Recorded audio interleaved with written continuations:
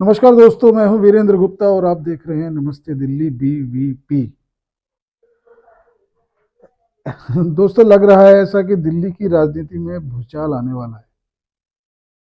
ये मैं इसलिए कह रहा हूं क्योंकि आप जानते हैं कि महाराष्ट्र में एक राजनीतिक विश्लेषक हैं भाऊ तोरसेकर, और एक बहुत बड़ी संख्या में एक वर्ग है जो उनकी बातों को बड़े ही गंभीरता से लेता है। और एक जाना माना चेहरा है वो राजनीतिक विश्लेषण की दृष्टि से।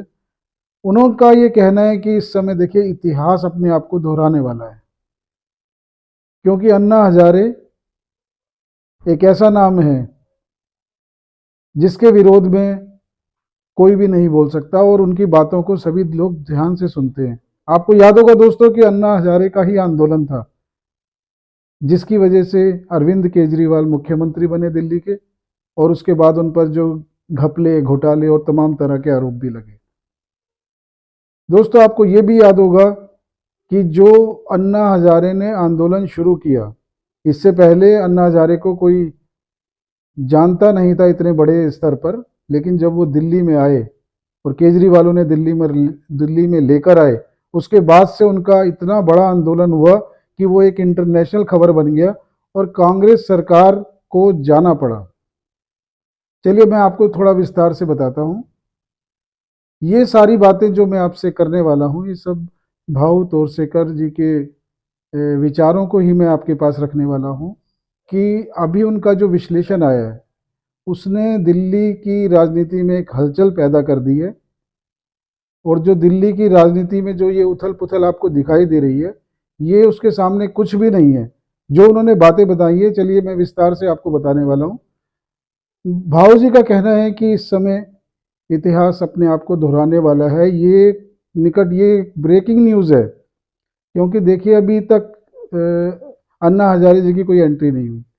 और जैसा कि मैंने आपको कहा कि केजरीवाल जी के ऊपर जितने भी आरोप लगते हैं, चाहे वो शीश महल के हों, जमुना जी के पानी को साफ करने के हों, सड़कों के गड्ढों के बारे में हो, या हॉस्पिटल की व्यवस्था के बारे में कुछ भी आरोप हो, इन सब का वो सहजता से सामना करते हैं।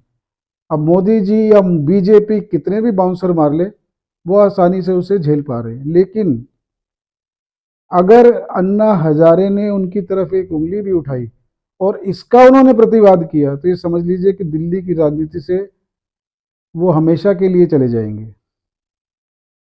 तो थोड़ा सा मैं इतिहास आपको बताने वाला हूं कि क्या हुआ था और क्यों अन्ना हजारे के नाम से ही दिल्ली की राजनीति में जो संकेत मिल रहे हैं।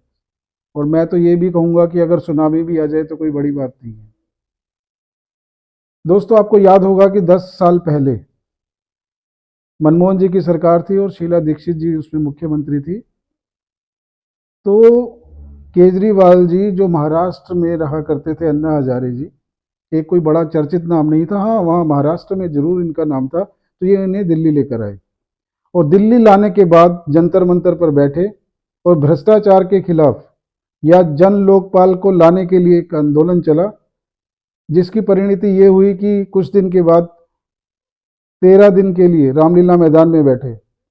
और वो इतना बड़ा आंदोलन हो गया कि एक वो आंदोलन जो दिल्ली की रामलीला मैदान से शुरू हुआ था, एक राष्ट्रव्यापी आंदोलन बन गया। और उसमें मुख्य मुद्दा यही था कि भ्रष्टाचार को हटाना है तो जन लोकपाल लेकर आना है। वो जन लोकपाल का एक इशू ऐसा बन गया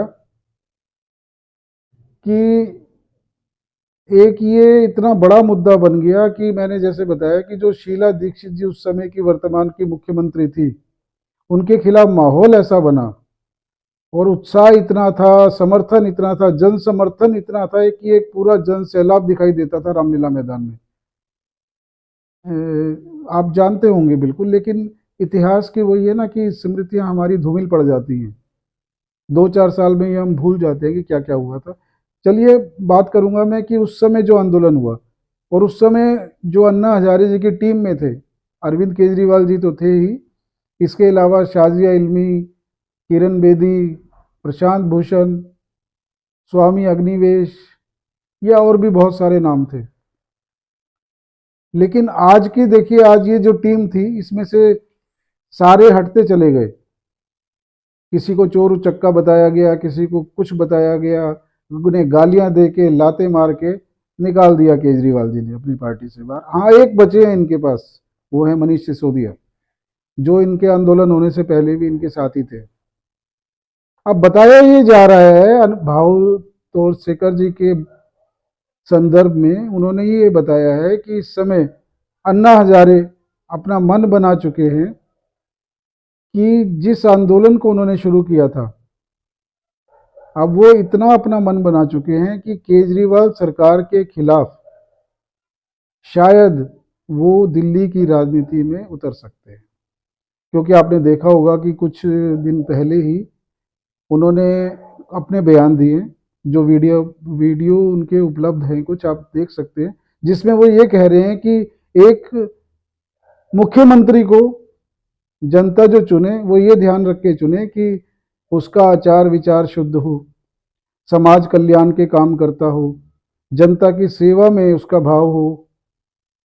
तो ये एक इशारा कर रहा है कि अन्ना हजारे जी को अपनी गलती का एहसास हो गया है और निकट भविष्य में वो दिल्ली की राजनीति में उतर सकते हैं। और उन्हें कौन लेकर आएगा, कांग्रेस लेकर आएगी या बीजेपी लेकर आएगी, ये तो एक प्रश्न है। लेकिन अगर वो दिल्ली की राजनीति में आते हैं तो जैसा मैंने बताया ना दोस्तों, मोदी जी के खिलाफ कुछ भी कह सकते हैं, बीजेपी के खिलाफ कह सकते हैं, कांग्रेस के खिलाफ भी कुछ भी कह सकते हैं केजरीवाल जी, लेकिन अन्ना हजारे जी की तरफ एक उंगली नहीं उठा सकते। और अगर उन्होंने ऐसा किया तो ये एक आत्मघाती कदम होने वाला है। तो देखना दिलचस्प रहेगा कि अन्ना हजारे जी दिल्ली की राजनीति में उतरते हैं या नहीं उतरते हैं। लेकिन फिलहाल अभी ये उनके आने की आहट शुरू नहीं हुई है, शुरुआती बिल्कुल बात है ये। लेकिन इतना जरूर है कि अगर वो दिल्ली की राजनीति में आ गए तो एक बहुत बड़े धमाके होने की उम्मीद है। तो चलिए, देखते रहिए क्या क्या गुल खिलाती है दिल्ली की राजनीति। फिर मिलेंगे किसी नए मुद्दे पर। नमस्कार।